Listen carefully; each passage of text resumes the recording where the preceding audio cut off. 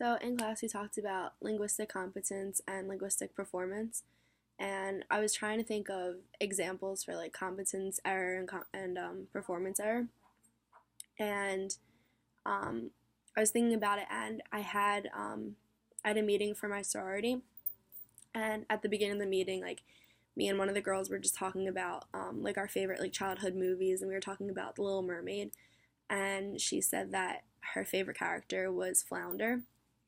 And then 5 minutes later, we started talking in the meeting, and we were talking about Founders Day for our sorority. And instead of saying Founders Day, she said Flounders Day by accident because we had just been talking about Flounder from the movie. And everyone was like, "Wait, what is that? What is that?" And she was like, "What do you mean?" They're like, "You said Flounders Day." She was like, "Oh, I totally meant Founders Day."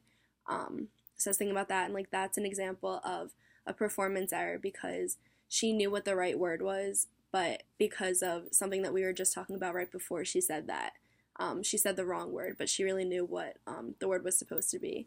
So that's performance error. And then I was trying to think of a competence error, and I was walking on the street on College Ave during like a game weekend, and I walked past this family, and this little girl was talking, I guess about like breakfast, and she said synonym instead of cinnamon, and she said it like totally fine, like she might have been around like 7 years old, um, and she said it as if like she knew exactly what she was talking about.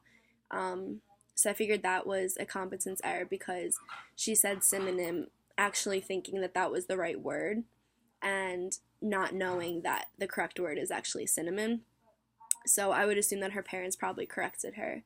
Um, but I figured that would be an example of competence error because she thought that the word that she was using was the right word, even though it wasn't. But because of her age, and I guess because of what she grew up like hearing her friends say, maybe, or maybe she just got confused, she thought that she was right, even though it was not the right word.